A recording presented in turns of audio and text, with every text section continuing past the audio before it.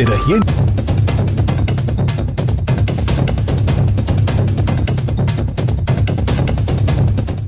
बीस मिनट में 20 खबर में आपका स्वागत है और मैं हूं आपके साथ आरज़ू साई। हम अगले 20 मिनट में आपको देश दुनिया की 20 ऐसी खबरें बताने वाले हैं जो इस वक्त न केवल सुर्खियों में हैं बल्कि दिलचस्प और अहम भी हैं। तो शुरू करते हैं 20 मिनट में 20 खबरों का सिलसिला। सबसे पहले देखते हैं राजस्थान की कौन कौन सी खबर इस वक्त अहम है। करौली के कुड़गांव के जहांगीरपुर से हिम्मत और जज्बे वाली ऐसी तस्वीर सामने आई है जिसे देखकर यकीन हो जाएगा कि दूसरों की जिंदगी बचाने के लिए कुछ लोग अपनी जिंदगी दांव पर लगाने से पहले एक बार भी नहीं सोचते। रस्सियों के सहारे एक दो नहीं पूरे 250 फीट कुएं में उतर रहे ये अखलाक अहमद हैं, जो नीचे फंसे चरण माली को बाहर निकालने के लिए जिंदगी दांव पर लगा रहे हैं। बताया जा रहा है कि सोमवार की शाम करीब 4 बजे चरण माली इस कुएं में मोटर ठीक करने नीचे उतरा था, लेकिन वो बाहर नहीं निकल पाया। चरण माली के नीचे फंसे होने की सूचना सिविल डिफेंस को दी गई, जिसके बाद पौने 9 बजे सिविल डिफेंस की टीम मौके पर पहुंची और फिर शुरू हुआ चरण माली को बचाने के लिए रेस्क्यू ऑपरेशन। रेस्क्यू ऑपरेशन में ये तय किया गया कि एक शख्स ड्रैगन लाइट लेकर नीचे उतरेगा और नीचे फंसे चरण माली को रस्सियों के सहारे वापस ऊपर लेकर आएगा। नीचे जाने के लिए अखलाक अहमद ने सबसे पहले हाँ कहा और फिर शुरू हुआ नीचे उतरने का सिलसिला। अखलाक अहमद कुछ ही देर में चरण माली के पास पहुंच गया और फिर उसे सकुशल बाहर निकाल लाया। कुएं में फंसे चरण के सकुशल बाहर आने पर ग्रामीणों और परिजनों के चेहरे पर खुशी की लहर दौड़ गई।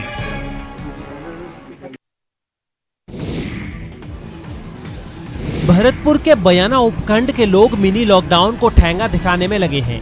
यह ना तो लोग मिनी लॉकडाउन के नियमों का पालन कर रहे हैं और न कोरोना से बचाव के लिए जारी हेल्थ गाइडलाइंस का पालन कर रहे हैं। बयाना उपखंड की ये सोमवार सुबह की तस्वीर है। आप देख सकते हैं कि किस तरह यहाँ के लोग बाजारों में उमड़े पड़े हैं। इन्हें ना तो कोरोना के संक्रमण का भय है और न सरकार की सख्ती का डर। बाजार में दुकानें बंद हैं, लेकिन फिर भी लोग निकल पड़े हैं।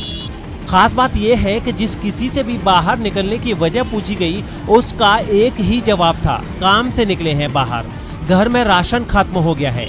ऐसा नहीं है यहाँ पुलिस प्रशासन ने सख्ती नहीं दिखाई हो। रविवार को ही यहाँ 13 दुकानों को सीज किया गया था, लेकिन वो फिर भी नियम मानने को तैयार नहीं है। कई दुकानदार अब भी चोरी छिपे अपनी दुकानें खोल रहे हैं और इन्हीं दुकानों पर खरीदारी करने के लिए लोगों की भीड़ उमड़ रही है। नौगांवा स्थित हरियाणा बॉर्डर से बेरोक टोक आवाजाही की लगातार शिकायतों के बाद अलवर की पुलिस अधीक्षक तेजस्विनी गौतम ने मौके का औचक निरीक्षण किया। इस दौरान उन्होंने अधिकारियों को जमकर डांट लगाई और ढिलाई मिलने पर दोषी कर्मचारियों पर सख्त कार्रवाई करने की चेतावनी भी दी। पुलिस अधीक्षक तेजस्वी गौतम के साथ हरियाणा बॉर्डर पर निरीक्षण करने के लिए अतिरिक्त पुलिस अधीक्षक सरिता सिंह, एसडीएम रामचरण शर्मा समेत कई स्थानीय प्रशासनिक अधिकारी भी मौजूद रहे। निरीक्षण के दौरान एसपी ने आरटीपीसीआर जांच के बिना किसी भी यात्री को प्रवेश नहीं देने की सख्त हिदायत दी। बॉर्डर पर निरीक्षण से लौटते हुए पुलिस अधीक्षक ने नौगांवा में बनाए गए क्वारंटीन सेंटर का भी निरीक्षण किया। इस क्वारंटीन सेंटर में 30 बेड की सुविधा जुटाई गई है। हरियाणा और राजस्थान की सीमा पर जो नौगांवा में चेक पोस्ट है, उसकी व्यवस्थाएं देखी गई हैं। चेक पोस्ट इसलिए स्थापित की है कि हरियाणा से या बाहर के स्टेटों से अगर कोई व्यक्ति राजस्थान में प्रवेश करता है तो 72 घंटे पूर्व की आरटीपीसीआर नेगेटिव रिपोर्ट चाहिए। अगर वो रिपोर्ट नहीं है तो उन्हें राजस्थान में प्रवेश नहीं करने दिया जाएगा। राज्य सरकार ने 3 मई तक के लिए जो मिनी लॉकडाउन लगा रखा है, उसका असर अब धीरे धीरे नजर आने लगा है। पोखरण में रविवार की रात न्यूज 18 की टीम ने पूरे शहर का जायजा लिया। इस दौरान शहर के हृदय स्थल कहे जाने वाले गांधी चौक समेत तमाम सर्किलों पर आम आदमी गायब मिले तो सिर्फ वो पुलिस वाले जो गश्त पर निकले थे।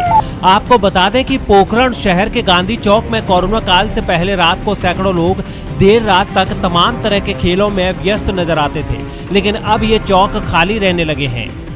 पोखरण का हृदय स्थल कहे जाने वाला गांधी चौक आज खाली नजर आ रहा है। कोरोना काल चल रहा है, लोग खुद जागरूक हैं। यहाँ लगभग 2-3 बजे तक लोगों की सभाएं चलती थी। कई प्रकार के गेम खेले जा रहे थे, लेकिन प्रशासन की अलर्टता, आम जन जागरूकता का ये साफ नज़ारा देखा जाए, साफ तौर से देखा जाऊँ तो ये देखिए गांधी चौक का नज़ारा है। यहाँ पूरी टेबल्स खाली पड़ी हैं।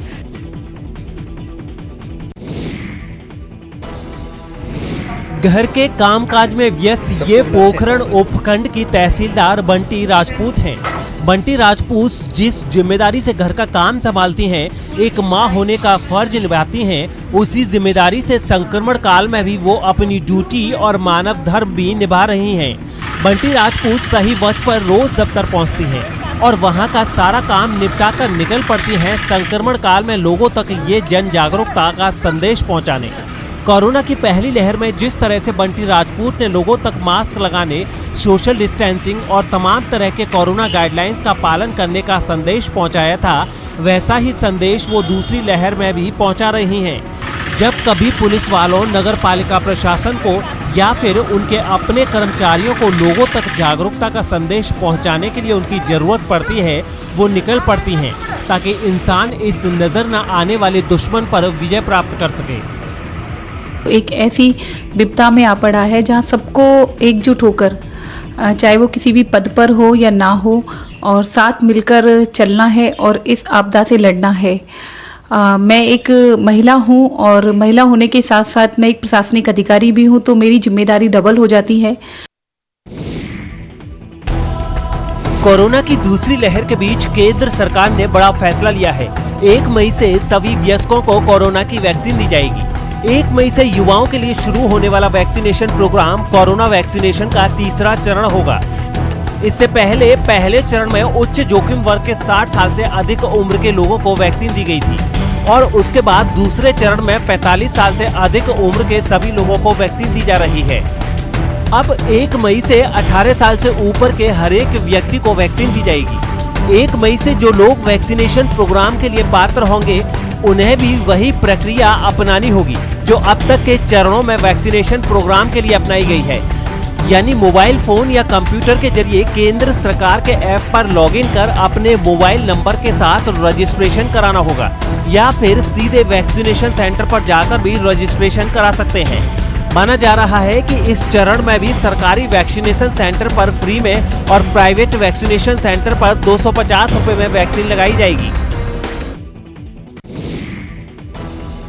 अलवर जिले के मुंडवारा उपखंड क्षेत्र के राजवाड़ा गांव में गौरव पथ एक्सीडेंट पॉइंट बन गया है। गौरव पथ पर पानी भरे रहने की वजह से आए दिन हादसे होते रहते हैं। मंगलवार सुबह भी स्थानीय किसान भोलूराम जाट जब खेतों से ऊंट गाड़ी में फसल लेकर लौट रहे थे तो जल भराव में पैर फिसलने से ऊंट नीचे गिर पड़ा और उसकी मौके पर ही मौत हो गई। इस हादसे के बाद गांव वालों का गुस्सा भड़क उठा और उन्होंने प्रशासन के खिलाफ प्रदर्शन किया। आपको बता दें कि करीब 3 साल पहले यहां बनाए गए गौरव पथ पर दोनों साइड PWD की ओर से नालियों का निर्माण नहीं करवाया गया, जिसकी वजह से गौरव पथ पर हमेशा गंदा पानी भरा रहता है। इस रास्ते पे हमेशा पानी भरा रहा है, जिससे आए दिन हादसे होते रहते हैं। ये मैं गाड़ी जोड़ कर ले रहा था और ये यहाँ फिसल कर पड़ गया, पड़ने के बाद यही मर गया। भरतपुर के जनूथर कस्बे के कई गांवों के पशुओं में इन दिनों खुसीटा नामक की बीमारी जोर शोर से फैल रही है, लेकिन इस बीमारी के फैलने के बाद भी पशु विभाग की नींद नहीं खुली है। यहाँ के पशु पालकों का कहना है कि अगर पशु विभाग से समय रहते उन्हें मदद नहीं मिली तो पशुओं में ये बीमारी तेजी से फैल सकती है।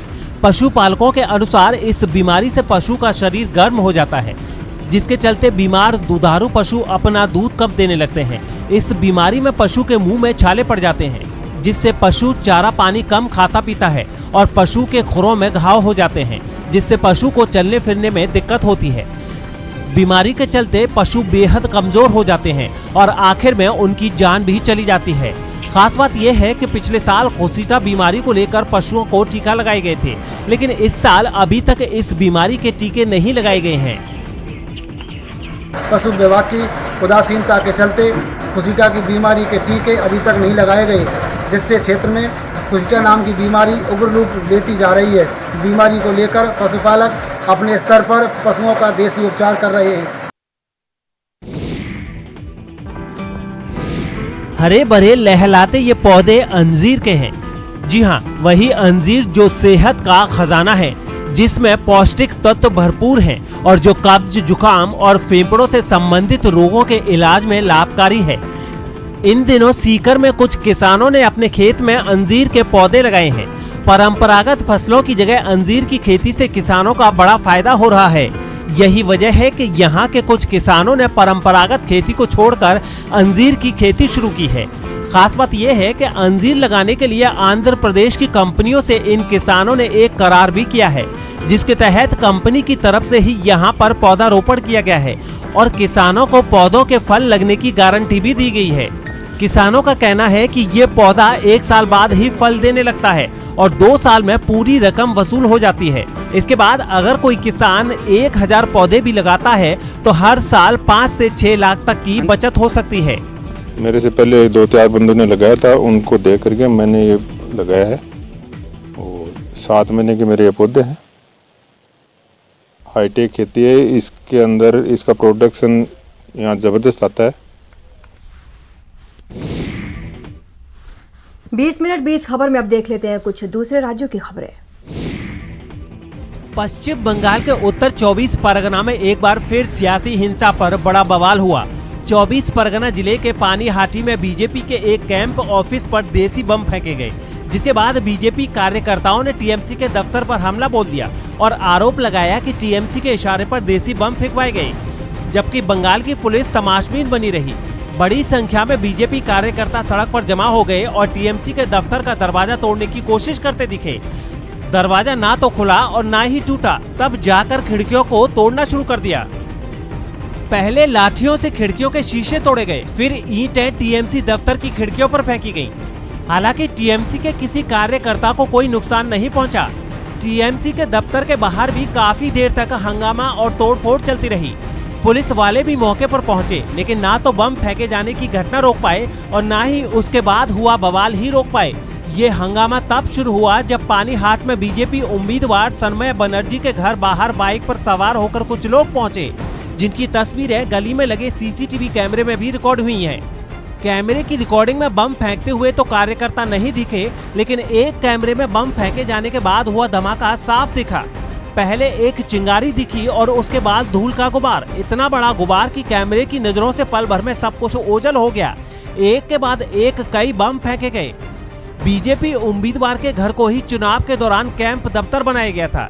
जब तक अंदर मौजूद कार्यकर्ता कुछ समझ पाते, बाइक सवार भाग गए। गनीमत ये रही कि बमों से हुए हमले में केवल दफ्तर को नुकसान पहुंचा, कोई जख्मी नहीं हुआ। लेकिन गुस्से में लाल बीजेपी कार्यकर्ताओं ने घटना के बाद हंगामा शुरू कर दिया। बिहार के समस्तीपुर में 2 पक्षों के बीच जमकर मारपीट और पथराव हुआ।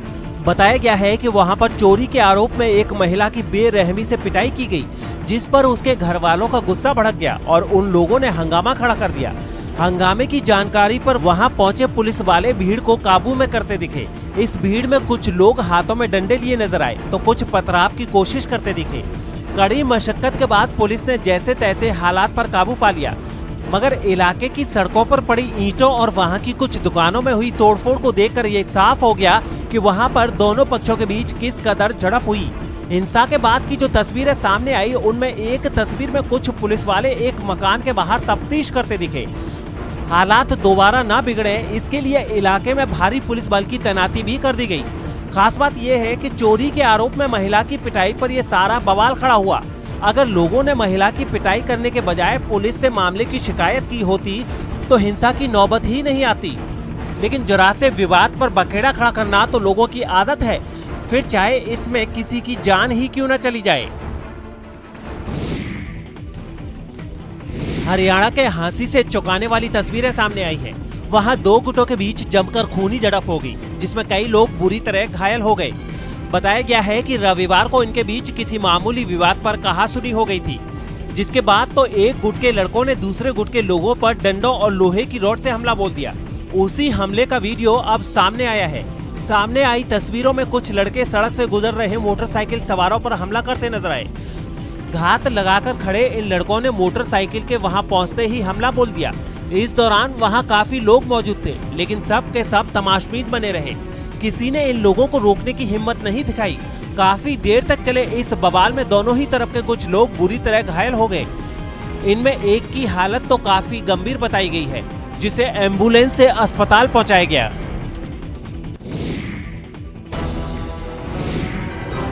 दिल्ली में लॉकडाउन लगाने के ऐलान के बाद बड़ी संख्या में लोग अपने गांवों को लौटने के लिए रेलवे स्टेशनों और बस अड्डों पर पहुंच गए। राजधानी दिल्ली में कोरोना से बिगड़ते हालात की वजह से केजरीवाल सरकार ने 26 अप्रैल की सुबह 6 बजे तक लॉकडाउन लगाने का फैसला किया है, जिसका ऐलान होते ही बड़ी संख्या में लोग अपने परिवार के साथ गांव लौटने के लिए बस अड्डों और रेलवे स्टेशनों की तरफ चल पड़े, जिसकी एक तस्वीर दिल्ली के आनंद विहार बस अड्डे और रेलवे स्टेशन से भी सामने आई, जिसमें लोग कतार लगाकर रेलवे स्टेशन के अंदर जाते नजर आए, जबकि बस अड्डे पर कई लोग अपने गांव जाने वाली बसों का इंतजार करते दिखे। वहां पर किसी तरह की आपाधापी न हो, इसके लिए कुछ पुलिस वाले भी मुस्तैदी से नजर आए। आनंद विहार ISBT पर हमारी मौजूदगी है। मैं यहाँ तस्वीरें दिखाना चाहूँगा। लोग अब यहाँ निकल रहे हैं धीरे धीरे बैग लेकर। बसों और ट्रेनों को पकड़ने के लिए पहुंचे लोगों से जब न्यूज 18 ने बात की तो उन्होंने बताया कि काम धंधा बंद होने और लॉकडाउन के ऐलान की वजह से उनके सामने गांव लौटने के सिवाय कोई दूसरा रास्ता नहीं बचा है। काम धंधा बंद सरकार करा देगी तो खाएंगे क्या? यहाँ स्कूल बंद हो गया, क्या करेगा? पिछली बार तरह हो जाए इसलिए जा रहे हैं भाई साहब। बस अड्डों और रेलवे स्टेशनों पर उमड़ी लोगों की इस भीड़ की वजह से दिल्ली के कुछ इलाकों में जाम भी लग गया। दरअसल गांव लौटने वाले इन लोगों पर दोहरी मार पड़ी है। एक तो कोरोना से जान बचाने की चुनौती और दूसरा काम धंधा बंद होने से बेरोजगारी का संकट। ऊपर एक हफ्ते के लॉकडाउन के ऐलान के बाद लोगों ने गांव लौटना ही मुनासिब समझा, क्योंकि लोगों को इस बात का डर है कि कहीं पिछले साल की तरह इस बार भी लॉकडाउन लंबा न खिंच जाए। हालांकि सरकार ये भरोसा दे रही है कि लोगों को घबराने की जरूरत नहीं है, सरकार उनकी हर संभव मदद करेगी। महाराष्ट्र के लोनावाला में एक कोरोना मरीज की मौत पर उसके घर वालों ने अस्पताल में खूब हंगामा किया। घर वालों का आरोप है कि मरीज की मौत ऑक्सीजन की कमी की वजह से हुई और इसकी वजह से ही मरीज के घर वालों का गुस्सा सातवें आसमान पर पहुंच गया और उन लोगों ने अस्पताल में मौजूद डॉक्टर को बाहर खींचकर उस पर लात, घूसों और मुक्कों की बरसात कर दी। हालांकि अस्पताल के कुछ लोग डॉक्टर को भीड़ के चंगुल से बचाने की कोशिश करते दिखे, मगर उनकी ये कोशिश नाकाफी साबित हुई। हालांकि जैसे तैसे पिट रहा डॉक्टर किसी तरह खुद को बचाने में कामयाब रहा और उसने अस्पताल में घुसकर दरवाजों को बंद कर दिया, जिस पर भीड़ में शामिल 1-2 लोग दरवाजे को जबरदस्ती खोलकर अंदर घुसने की कोशिश करते दिखे, मगर वहां मौजूद कुछ लोगों ने उनको रोक दिया। फिर तो लोगों ने अस्पताल की खिड़की पर अपना गुस्सा निकाल दिया। इस मारपीट में शामिल कुछ लोग गाली गलौज करते हुए भी सुनाई दिए, जबकि एक आदमी इस मारपीट का मोबाइल से वीडियो बनाता नजर आया। मारपीट की सूचना मिलने पर जब पुलिस अस्पताल पहुंची तो मरीजों के परिवार वाले पुलिस से ही उलझ गए। पुलिस वालों ने मामले की जांच कर भरोसा दिया, तब जाकर लोगों का गुस्सा शांत हुआ। संकट की इस घड़ी में डॉक्टर दिन रात लोगों की जिंदगी बचाने में जुटे हैं, मगर इस घटना में मरीज की मौत पर परिवार वालों ने डॉक्टर और अस्पताल पर ही अपना गुस्सा निकाला। मुसीबत की इस घड़ी में ऐसी घटनाएं स्वास्थ्य सेवा से जुड़े लोगों के गुस्से की वजह भी बन सकती हैं, जिसका खामियाजा दूसरे मरीजों को उठाना पड़ सकता है।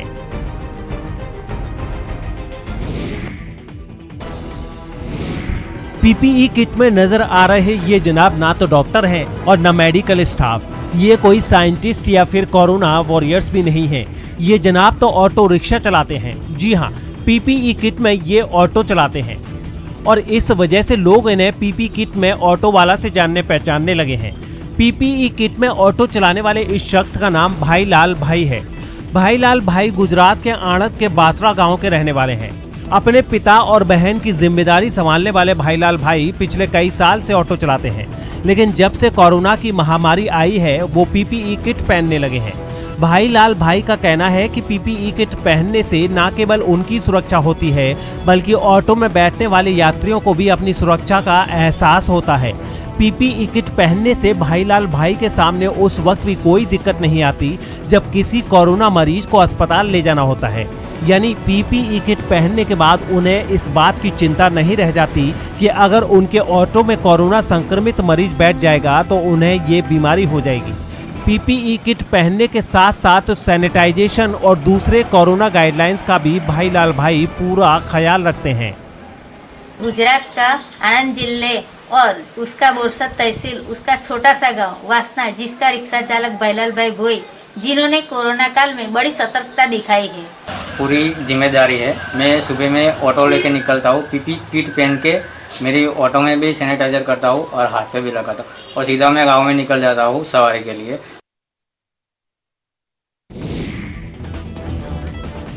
मुंबई और गुजरात रेलवे स्टेशनों पर जान बचाने के कुछ डरा देने वाले वीडियो सामने आए हैं, जिनमें रेल कर्मचारी की बहादुरी ने यात्रियों को मौत के मुंह में जाने से खींच लिया। ऐसा ही एक वीडियो वडोदरा से भी सामने आया, जिसमें चलती ट्रेन से उतरने के चक्कर में एक यात्री बुरी तरह लड़खड़ा गया और गिरते गिरते बचा, लेकिन अगले डिब्बे से उतर रही महिला ट्रेन की चपेट में करीब करीब आ ही गई थी। लेकिन तभी महेंद्र पटेल नाम के रेलवे पुलिस के एक जवान ने उसकी जान बचा ली। ऐसा ही रोंगटे खड़े करने वाला एक वीडियो मुंबई के बोरीवली स्टेशन से आया है, जिसमें चलती ट्रेन में चढ़ने के चक्कर में एक यात्री दरवाजे में फंस गया। वो न कोच के अंदर जा पा रहा था और न ही नीचे उतर पा रहा था। तभी आरपीएफ के एक जवान ने दौड़कर उसकी मदद की, तब जाकर वो डिब्बे में सवार हो सका।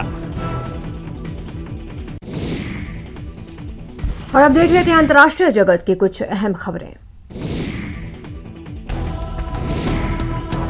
भारत में बढ़ रहे कोरोना वायरस के मामलों के मद्देनजर ब्रिटेन के बाद अमेरिका के रोग नियंत्रण और रोकथाम केंद्र ने भी अपने नागरिकों से कहा है कि वे भारत की यात्रा करने से बचें।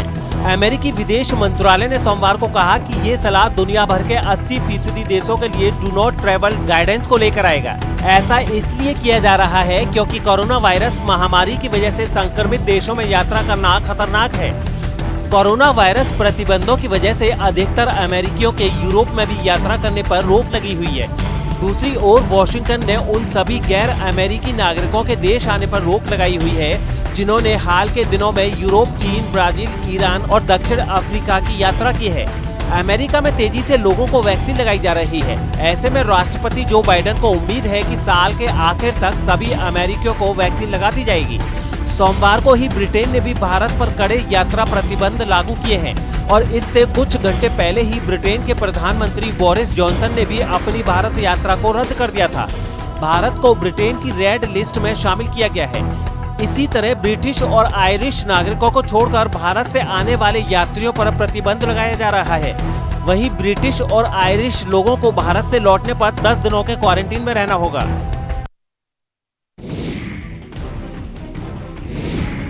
दक्षिण चीन सागर में जारी तनातनी के बीच चीन ने बम बरसाने वाले विमान उड़ाकर अमेरिका को खुली चेतावनी दे डाली है। दक्षिण चीन सागर में कब्जे के मुद्दे पर चीन का अमेरिका और कई दूसरे पड़ोसी देशों से विवाद है और इसी कड़ी में चीन ने अमेरिका को खुली चुनौती देते हुए एक बड़ा सैन्य अभ्यास किया। अभ्यास के दौरान चीन के बम बरसाने वाले विमानों ने उड़ान भरी और बमबारी कर दुश्मन के ठिकानों को तबाह करने की अपनी ताकत दिखाई। अभ्यास के दौरान ये विमान रात के अंधेरे में भी टारगेट पर बमबारी करते दिखाई दिए। H-6 नाम के ये विमान लंबी दूरी तक मार करने वाले बेहद खतरनाक विमान हैं और ये परमाणु हमला करने के साथ हवा से ही मिसाइलें भी दाग सकते हैं। चीन के ताबड़तोड़ सैन्य अभ्यास का एक दूसरा वीडियो भी सामने आया है। इस वीडियो में चीन का एक लड़ाकू विमान समंदर में तैर रही जंगी जहाज पर लैंड करता दिखाई दिया। इस दौरान चीन के दूसरे जंगी जहाज भी उसके आसपास मौजूद नजर आए। बताया गया है कि ये वीडियो अमेरिका के जंगी जहाज से बनाया गया है, जो कि इस इलाके में चीन की हरकतों की निगरानी के लिए तैनात था। अमेरिका की स्पेस एजेंसी नासा ने मंगल ग्रह पर एक मिनी हेलीकॉप्टर उड़ाकर इतिहास रच दिया है। ऐसा पहली बार हुआ है जब किसी दूसरे ग्रह पर किसी भी तरह के एयरक्राफ्ट ने उड़ान भरी। वैसे तो यह हेलीकॉप्टर एक रोवर के साथ 18 फरवरी को ही मंगल पर पहुंच गया था, लेकिन कई परीक्षणों के गुजरने के बाद इसने अपनी पहली उड़ान भरी। हालांकि इस दौरान यह हेलीकॉप्टर सिर्फ 1 मिनट तक के लिए ही उड़ान भर पाया, लेकिन इसकी ये उड़ान मील का पत्थर बन गई। इस पूरे मिशन की नासा के कंट्रोल रूम से निगरानी भी की गई। इस दौरान जैसे ही इस हेलीकॉप्टर के उड़ान भरने की तस्वीरें सामने आई, वहां मौजूद वैज्ञानिक खुशी से झूम उठे।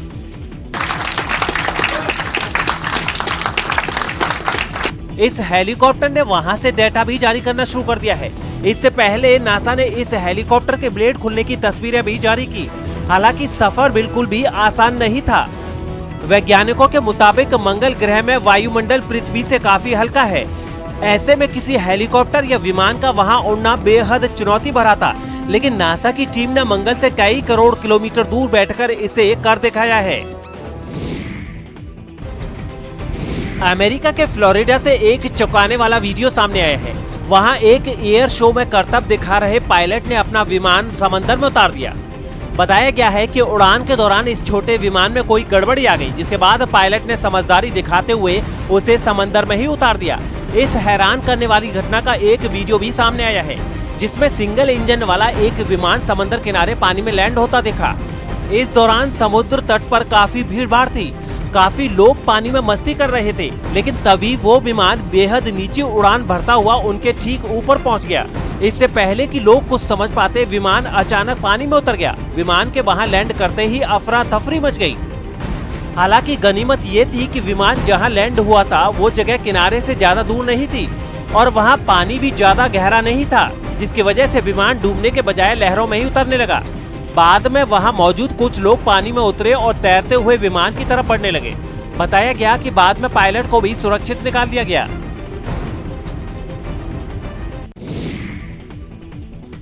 फिलहाल इतना ही। आप बने रहे हमारे साथ और देखते रहिए न्यूज़ 18 राजस्थान।